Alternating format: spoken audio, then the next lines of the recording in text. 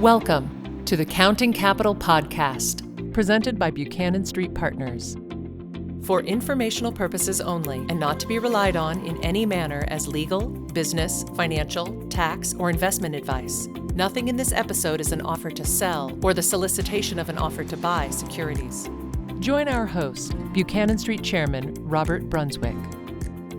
Hello, I'm Robert Brunswick, Chairman of Buchanan Street Partners, a real estate investment management firm, and I'd like to welcome you to our Counting Capital Podcast, a program we've prepared for our clients, families, registered investment advisors, and the lifelong learners in the community to learn more about the real estate investment space, broad investment space, as well as key industries in our community. And I know you're in for a treat today as we're going to hear from the President and CEO of Hoag Hospital, a friend of mine and someone I've had the opportunity to see in action on the board of Hoag Hospital. So with that, welcome, Robert. It's great to have you aboard. Nice to be here. So I thought as the listeners get to know you a bit, we'd start a little bit about your background. How'd you start out? Because we have a lot of young people listening, and I think career paths are important for them to learn about different opportunities, and yours is quite amazing. You like to frame it that you were kind of born in the shadow of Hoag, and starting your journey, which I didn't realize, as an intern in 1992. And now you're the CEO of Hoag Hospital. So how does that work, intern to CEO? That sounds like a real passion or a real aptitude. Yeah, well, maybe a little bit of both, but super happy to be here. And I did start as an intern back in 1992. I grew up in Huntington Beach, and not too far, really, the shadows of Hoag. And then went away to college, went away to graduate school, finished graduate school, and had the opportunity to come do an internship and what we call administrative residency here at Hoag. And so that was back then. Advancing from there, I had the opportunity to take my first managerial position in supply chain, and then from there I went into operations. From there I went into clinical services and some of the what we call the institutes at Hoag. Sure. And then ultimately had the opportunity to do the project with Sandy Smith, our real estate executive down at Irvine. And that kind of launched me into an opportunity to come back at Hoag as the chief operations officer for the entire enterprise, and which ultimately then led to my appointment as CEO back in 2013. Right, so since 2013. So really, there's not a post or an experience that you haven't had in understanding the ins and outs of the hospital business. No, for the most part, with the exception of CFO, I've had a lot of opportunity to have a lot of different roles, which has given me really good insight and reach into the organization that we now call Hoag. So as you maybe self-reflect on skills, aptitudes that you might have that serve you well in this role that you have, what might you attribute to your success in your particular makeup to enjoy what you do?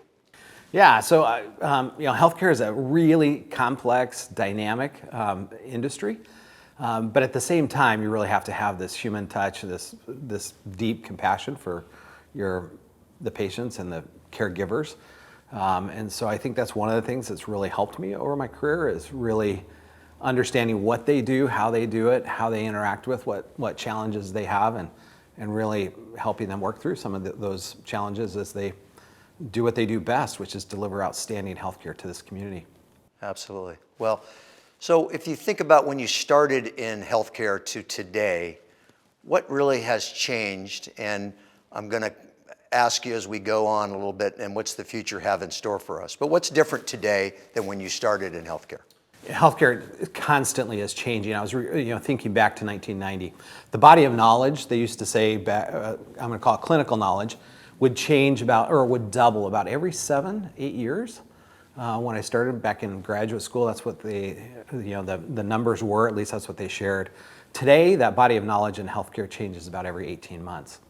And so, I can remember the day when, most of our patients when they had surgery, they were in the inpatient and they stayed with us for a few nights, 4 or 5 nights. Today, the vast majority of our patients that have surgery are home within a day. Oftentimes they're home for dinner that night, and that's because technology, skill sets, they've all improved dramatically. So I think a lot of folks, lay people, get confused about the healthcare providers and who they are and how they work. So First of all, how would you describe Hoag as an institution today? Today, Hoag would be described as a health system, if you will.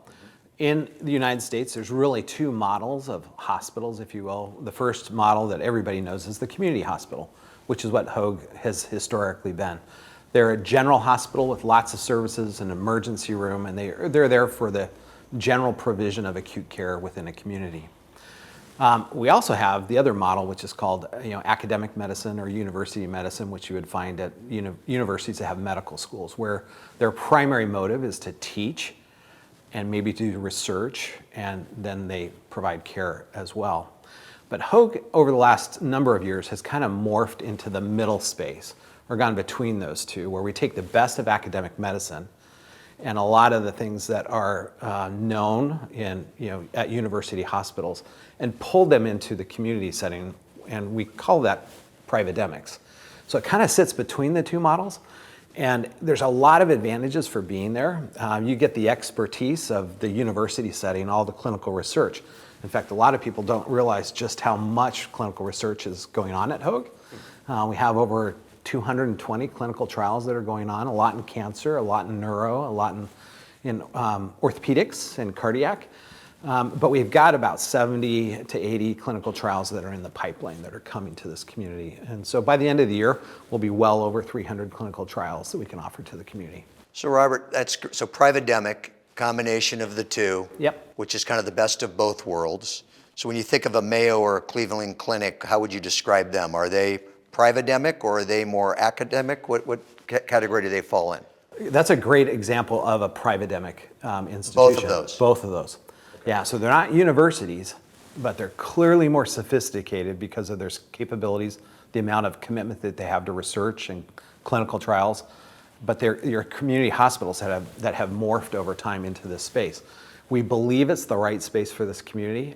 You clearly get a higher level of clinician, if you will, that is attracted to that. But you also have the nimbleness and the connection to the community that a community hospital might have.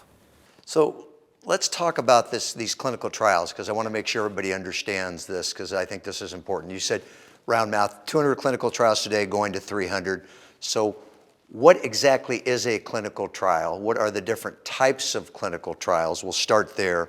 And then why would someone pick Hoag as I assume, a drug manufacturer to use Hoag as their place to run their clinical trial? Great question.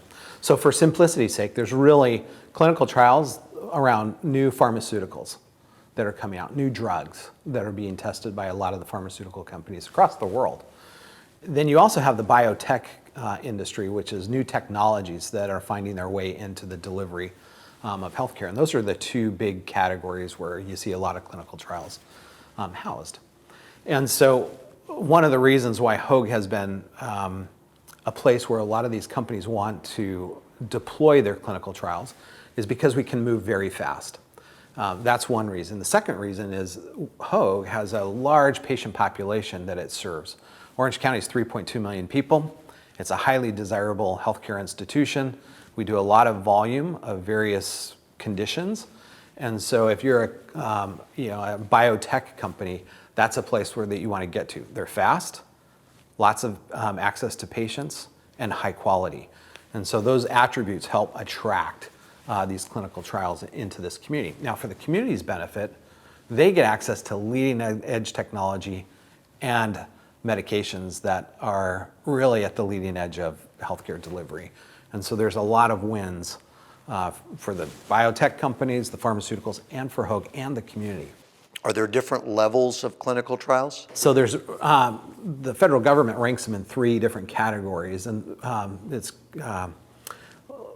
level 1, 2, and 3. Sure. Level 1 is what they call first in human or first in man type trials. So they've gone through all the laboratory testing, all of the testing to make sure that they're as safe as they can be, and then they're introduced into the human population. And so there is that category of trial, and this is really important, especially for new cancer drugs or agents, especially for somebody who's got a really difficult diagnosis that has been non-responsive to a treatment. A lot of time those patients are willing to participate in clinical phase 1. The experimentation That's stage, right. really. Yeah. Phase 2 is, hey, we know it's safe for humans, we know it's somewhat effective, and now let's see to the degree to which it is effective. And phase 3 is really about the population in total, right? Look, So FDA approval happens where? so it happens at each stage. It does, for that stage. That's correct. But they go mass market after Stage 3. after 3. So most of Hoag's clinical trials are they spread out between 2s and 3s, or how would you characterize where they are in that process? Great question. So we're largely in 1 and 2. Wow. Yeah. Okay, and this ranges everything from a couple of examples of a clinical trial? Yeah, so new pharmaceutical agents to treat cancers, melanoma, lung cancer agents. We have some clinical trials in Parkinson's as well that are in that phase 1, new agent, very promising category. In phase 2, you're then participating with 30 or 40 institutions across the United States. So you're in a large scale trial, mostly in university settings. So Hoag punches with, in that weight class with a lot of the academic medical centers. So community, academic, Hoag is moving from community to private-demic to clinical trials. So paint the picture 10 years out. What does Hoag look like? Hoag is? So Hoag's going to be in that private-demic space. We'll look a lot like some of the best brands in the United States, like Cleveland Clinic, like Mayo Clinic. Those are really great examples of organizations that Hoag is modeling itself after. Helpful. So I can't, you read every day, wherever you pick up your news, about whether it's City of Hope or UCI or Providence or Hoag, with the new expansion, a new hospital. So lots of real estate going on. So you mentioned there's 3.2 million people here in Orange County. I think it's 26 cities. So how do all these institutes justify the expenditure to grow their infrastructure? They're all making the same bet that they're going to get more patient access, they're going to get more patient customer base. So how do they justify that expenditure? Well, first and foremost, no one institution can serve all 3.2 million people. So we've got to have high quality colleagues that are in the community. What's transpiring in the industry, though, is a separation, a clear separation. Those institutions that are able to keep up with technology, keep up with the knowledge base, recruit the right physicians, and those that can't. And so we're seeing almost a tiering of clinical expertise amongst some of the institutions in Orange County, and Hoag is clearly in that category that can and will continue to be in there. I would say, UCI is in that same space, although its focus is largely around education. That's its priority. Ours is really around that patient care, high-end patient care, and innovation and research. So they're a little bit different focuses, but we're glad UCI is in the county and doing their part. And then City of Hope? So City of Hope's very narrow focused in the cancer space. They have historically done really well in blood cancers. Where Hoag really does well is in what we call solid tumors. And so they're a nice complement to what we do here at Hoag, and they're going to have a space in the community. Fair to say that they all done their market share analysis, their bed counts, their assumptions, and they've all made the assumption that it's financially viable to further their infrastructure and grow based upon Orange County's growth? Or is there some underwriting that people used to leave Orange County to go get health care elsewhere, and now they're staying here for certain procedures? Yeah, that's a great point, Robert.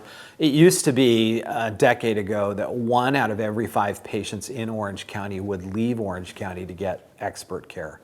Usually that was to Los Angeles or abroad, sometimes to San Diego.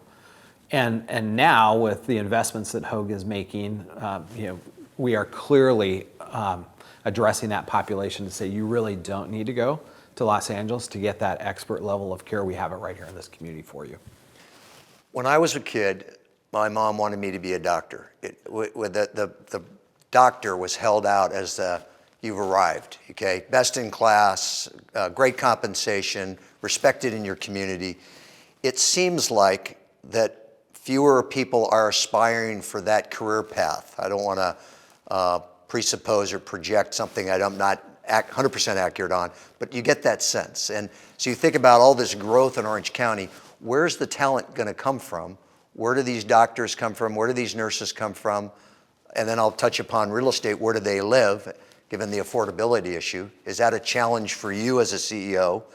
So help me with that perspective.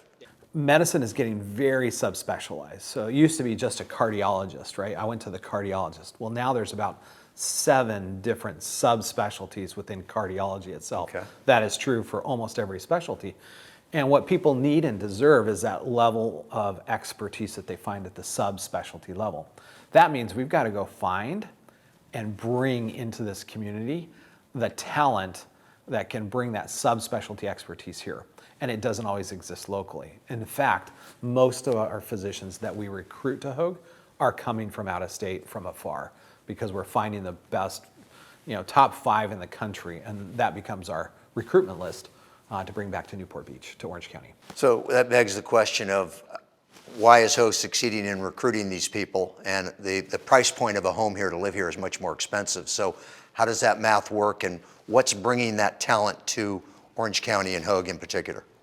Well, to Hoag, it's this whole notion of being, I'm going to call it the privatemics, right? They love the nimbleness and quickness of Hoag, plus they love the technology and the expertise that surrounds them. So building a winning team is really important because it helps attract the next generation of expert physicians. And so it becomes a very appealing place to practice medicine. I've got resources, I've got technology, I've got expertise, and I have a beautiful community in which I can raise my family and live, right? The challenge, as you just pointed out, is always the real estate, especially if we're bringing somebody from the Midwest, kind of the center of the country. From New York, not so much of a challenge, but you get to the center of the country, and if we're hunting in that area, recruiting from that area, then we have the real estate challenge we have to deal with.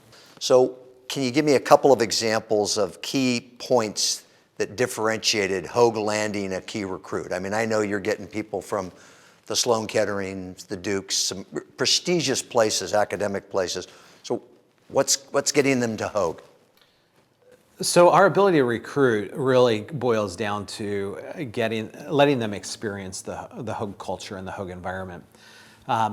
You're right, we've recently recruited a couple of individuals out of Memorial Sloan Kettering, which arguably these are individuals that are in the top 1% of their specialty across the world. And when we introduce them to Hoag relative to maybe another academic setting, it's kind of like, well, tell me why, and then they come experience Hoag. And what they find is technology that they can barely experience at some of these outstanding institutions across the country.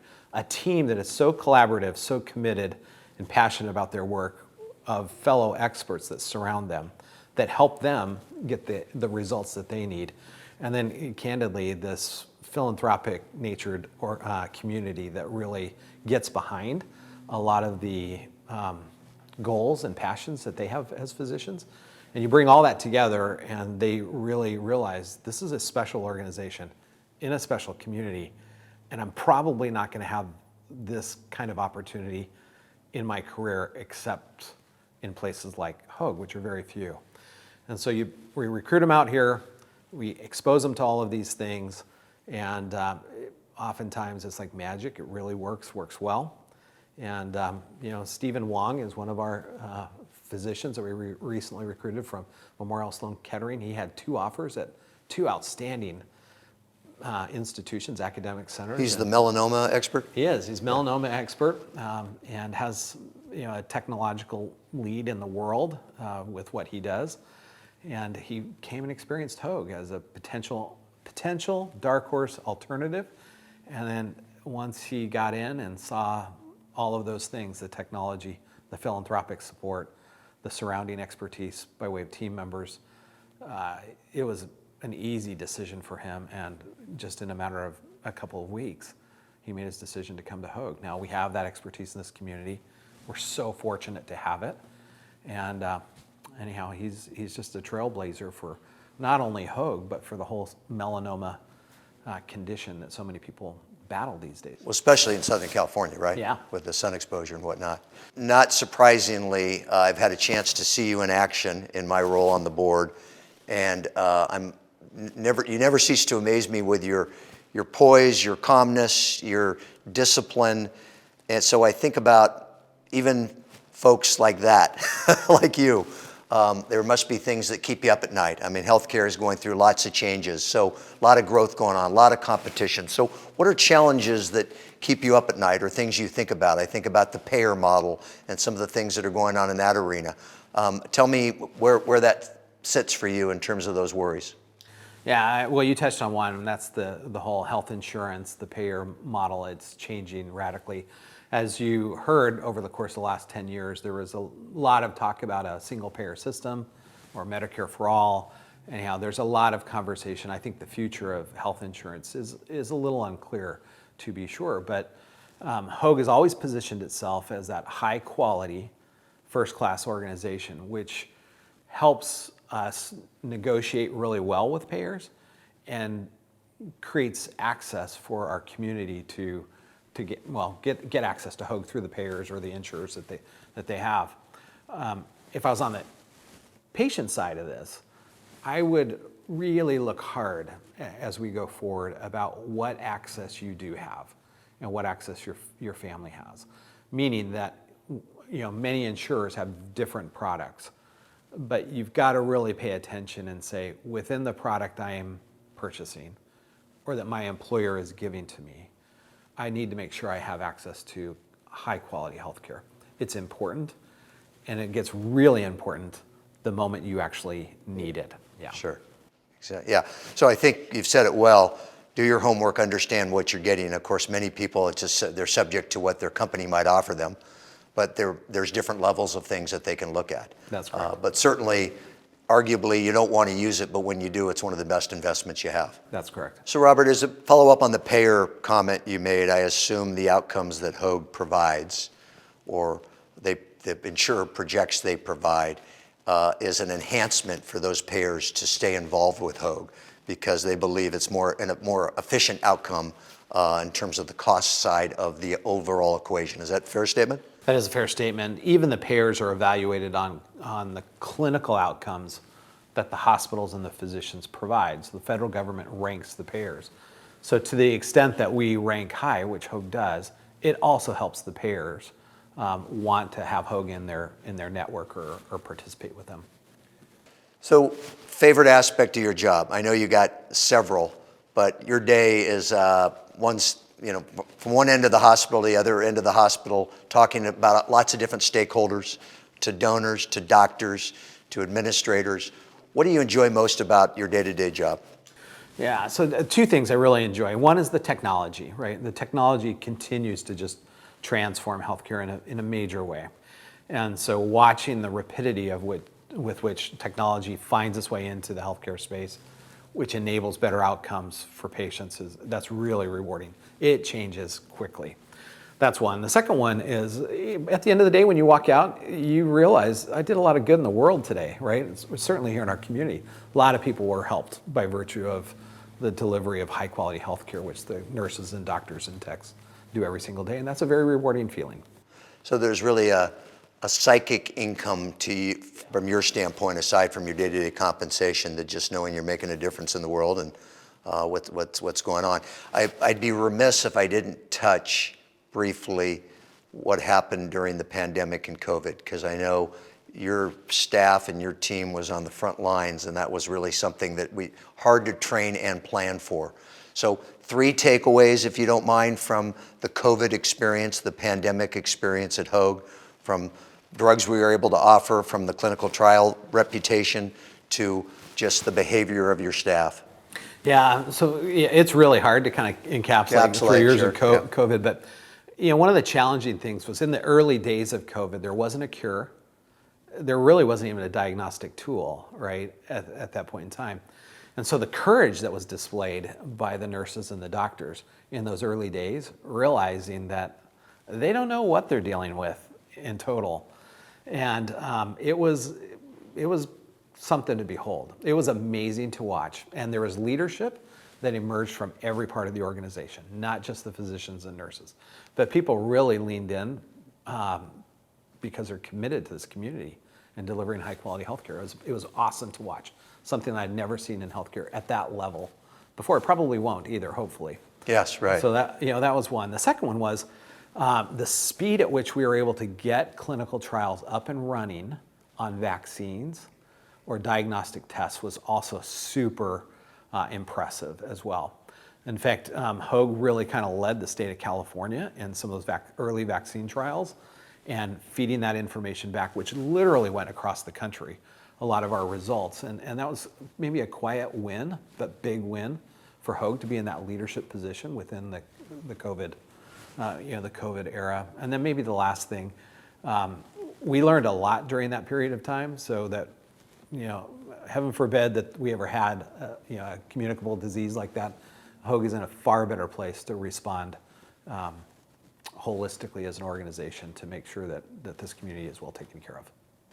So as we wrap up, we have a number of young people on our listening broadcast here, and I'm just curious as to what touch points or advice you might give them about a career in healthcare, where to start, how to figure it out, should they do it, is it rewarding?